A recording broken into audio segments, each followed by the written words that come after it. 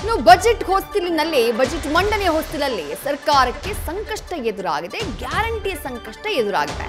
ಸರ್ಕಾರವನ್ನ ಇಕ್ಕಟ್ಟಿಗೆ ಸಿಲುಕಿಸೋಕೆ ವಿಪಕ್ಷ ಬಲೆ ಬೀಸಿದೆ.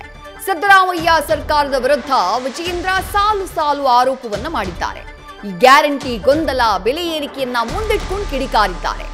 ಆರ್ಥಿಕ ಸ್ಥಿತಿಯ ಬಗ್ಗೆ ಶ್ವೇತ ಪತ್ರವನ್ನ ಹೊರಡಿಸೋಕೆ ಆಗ್ರಹ ಮಾಡಿದ್ದಾರೆ.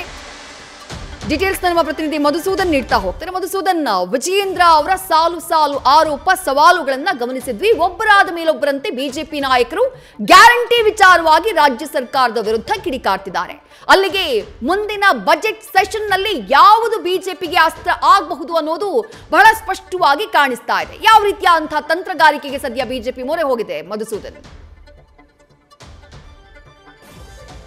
ನಿಜಕ್ಕೂ ವಿದ್ಯಾಶ್ರೀ, ಬಿಜೆಪಿ ರಾಜ್ಯಾಧ್ಯಕ್ಷ BY ವಿಜಯೇಂದ್ರ ಅವರು ಇವತ್ತು ಬಿಜೆಪಿಯ ಪ್ರಧಾನ ಕಚೇರಿ ಜಗನ್ನಾಥ್ ಭವನದಲ್ಲಿ ಮಾಡಿರೋ ಅಂತ ಸುದ್ದಿಗೋಷ್ಠಿಯನ್ನು ನೋಡಿದ್ರೆ ಮುಂಬರುವಂತ ದಿನದಲ್ಲಿ ನೇರವಾಗಿ ಬಜೆಟ್ನ ಹೊಸ್ತಿಲಿನಲ್ಲಿ ರಾಜ್ಯ ಸರ್ಕಾರವನ್ನ ಇಕ್ಕಟ್ಟಿಗೆ ಸಿಲುಕಿಸಲಿಕ್ಕೆ ಬಿಜೆಪಿಯ ನಾಯಕರು ಎಲ್ಲೋ ಒಂದು ಕಡೆ ಬಲೆಯನ್ನ ಹೆಣಿತಿದ್ದಾರೆ ಅಂತ ಹೇಳಿದ್ರೆ ಖಂಡಿತ ತಪ್ಪಾಗಲ್ಲ. ಒಂದ್ ಕಡೆ ಆರ್ ಅಶೋಕ್ ವಿಧಾನಸಭೆಯ ವಿಪಕ್ಷ ನಾಯಕರು, ಅವರು ಈಗ ಸರ್ಕಾರದ ವಿರುದ್ಧ ಮುಗಿಬಿದ್ದಿದ್ದಾರೆ. ಎಕ್ಸ್ ಖಾತೆಯಲ್ಲಿ ಸರ್ಕಾರವನ್ನ ತರಾಟೆಗೆ ತೆಗೆದುಕೊಂಡಿದ್ದಾರೆ ಆರ್ ಅಶೋಕ್. ಇನ್ನೊಂದು ಕಡೆ ಚಲವಾದಿ ನಾರಾಯಣಸ್ವಾಮಿ ಅವರು ಕೂಡ ನೇರವಾಗಿ ಮಾಧ್ಯಮಗಳ ಮುಂದೆ ಬಂದು ಗ್ಯಾರಂಟಿಗಳು ಅನುಷ್ಠಾನ ಆದರೂ ಕೂಡ ನೇರವಾಗಿ ಫಲಾನುಭವಿಗಳಿಗೆ ತಲುಪ್ತಾ ಇಲ್ಲ. ಕಳೆದ 2-3 ತಿಂಗಳಿಂದ ಗೃಹಲಕ್ಷ್ಮಿ ಸ್ಥಗಿತ ಆಗಿದೆ.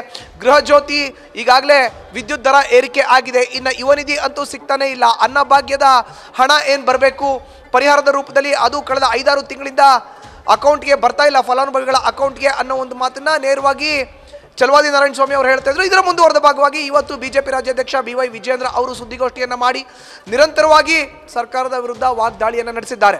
ಪ್ರಮುಖವಾಗಿ ಇಂಧನ ಸಚಿವರಾಗಿರೋ ಅಂತ KJ ಜಾರ್ಜ್ ಅವರು ಕೊಟ್ಟಿರೋ ಅಂತ ಹೇಳಿಕೆಯನ್ನು ಅಸ್ತ್ರವಾಗಿ ಮಾಡಿಕೊಂಡು ಎಲ್ಲೋ ಒಂದು ಕಡೆ 6,000 ಕೋಟಿ ರೂಪಾಯಿಗಳ ಅಮೌಂಟ್ ಇಂಧನ ಇಲಾಖೆಗೆ ಬರಬೇಕಾಗುತ್ತೆ. ಲೋಕೋಪಯೋಗಿ ಇಲಾಖೆ, ಜಲಸಂಪನ್ಮೂಲ, BDA, BBMP ಈ ಇಲಾಖೆಗಳಲ್ಲಿ ವಿದ್ಯುತ್ ದರವನ್ನೇ ಕಟ್ಟಿಲ್ಲ ಅನ್ನೋ ಒಂದು ಮಾತನ್ನ ಹೇಳ್ತಾ ನೇರವಾಗಿ ಸರ್ಕಾರದ ವಿರುದ್ಧ ವಾಗ್ದಾಳಿಯನ್ನು ನಡೆಸಿದ್ದಾರೆ.